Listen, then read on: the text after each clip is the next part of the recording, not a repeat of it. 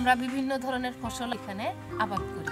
তো এই ফসল আবাদ করতে যায় আমরা যেহেতু সবাই কৃষক, তা আপনারা একটু সবাই বলবেন যে কার কেমন ফসল হয়েছে, ওই ফসল আবাদ করতে যায় তার কি সমস্যা হয়েছে। বেগুনের ফলন চাষ করা জীব সার, মাটির সার সবকিছু তলে দিয়ে আবাদ করছিলাম, কিন্তু বেগুনের গাছটা যে গাছ লাগানোর পরে যে গাছটা চেতেছিল, গাছটা হওয়ার পরে গাছের পাতা একদিকে এক সাইড ঢলি পড়ে, এই রোগটা মানে মারাত্মকভাবে আমার একটু ক্ষতি হয়েছিল।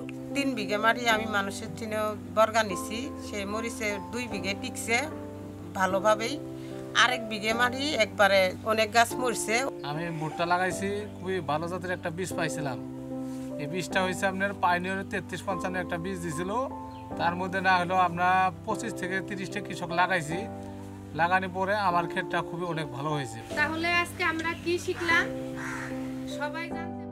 কৃষক মাঠ স্কুল এমন একটি প্রক্রিয়া, যে প্রক্রিয়ায় সমমনা কৃষকরা একসঙ্গে একত্রিত হয়ে একটি উৎপাদন মৌসুমের পরিকল্পনা তৈরি করে। এই পরিকল্পনায় জমি নির্বাচন থেকে শুরু করে একটি ফসলের উৎপাদনের সমস্ত প্রক্রিয়া এই পরিকল্পনার মধ্যে অন্তর্ভুক্ত থাকে। পুরো মৌসুমে এই উৎপাদন পরিকল্পনা অনুযায়ী নিজেদের ভেতর শেয়ারিংয়ের মাধ্যমে তারা তাদের এই সমস্যাগুলো সমাধানের চেষ্টা করে। এই শেয়ারিং প্রক্রিয়ায় কর্মসূচির পক্ষ থেকে একজন দক্ষ সহায়ক সার্বক্ষণিক তাদের সহায়তা দান করে। কর্মসূচির সহায়কের বাইরেও কৃষি বিভাগের পক্ষ থেকে উপসহকারী কৃষি কর্মকর্তা, বিভিন্ন কোম্পানির প্রতিনিধিরাও এই প্রক্রিয়ায় যুক্ত থাকে।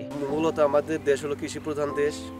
এখানে আমাদের যে এলাকা চরাঞ্চল, এই এলাকায় বিভিন্ন ধরনের ফসল হয়ে থাকে। এই জায়গায় অধিকাংশ কৃষকই সবজি চাষে তারা বিভিন্ন ধরনের কলা কৌশল ব্যবহার করে থাকে। এখন তাদের যে কিছু টেকনিক্যাল যে প্রবলেম আছে, কৃষি অফিস এবং সৌহার্দ্য 3DRR বিভিন্ন ধরনের টেকনিক্যাল সাপোর্ট দিয়ে আমরা তাদেরকে ফলন বৃদ্ধির জন্য সহযোগিতা করে থাকি। সৌহার্দ্য DRR প্রকল্পের সাথে আমরা একই সাথে মিলে কৃষকদের সাথে সমন্বয় করে মাঠ পর্যায়ে কাজ করতেছি, যাতে করে কৃষক কীভাবে চাষাবাদ করলে সঠিক চাষাবাদ করলে লাভবান হবে সেটা আমরা কৃষকদেরকে বুঝিয়ে দিচ্ছি। আমরা জানি যে কৃষিতে তথ্য প্রযুক্তির ব্যবহার অনেক দূরে গিয়েছে।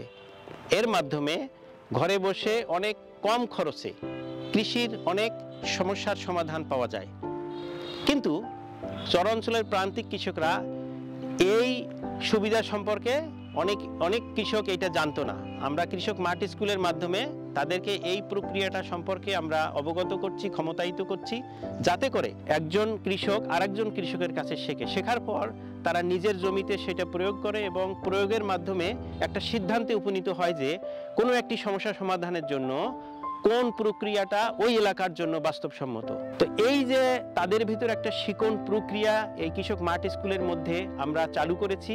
প্রোগ্রাম শেষ হয়ে গেলেও এই শেয়ারিং প্রক্রিয়ার মাধ্যমে আগামী দিনেও তারা নিজেদের সমস্যা সমাধান করতে সক্ষম হবে বলে আমরা আশা করছি।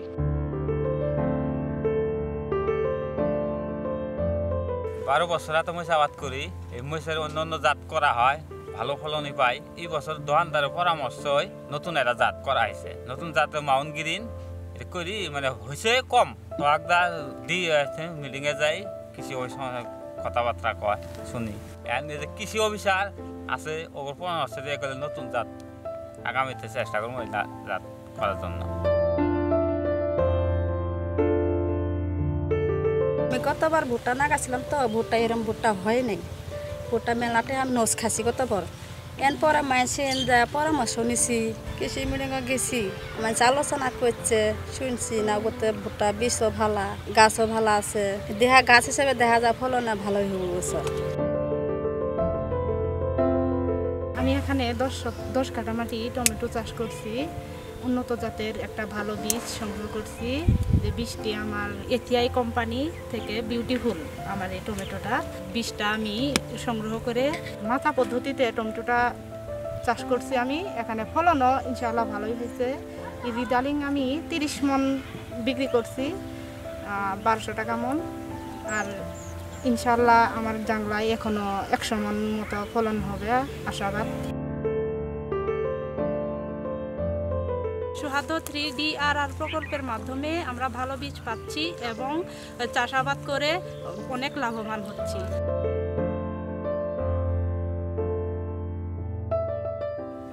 ধন্যবাদ সৌহার্দ্য 3D RR প্রকল্প এবং আমেরিকার জনগণ।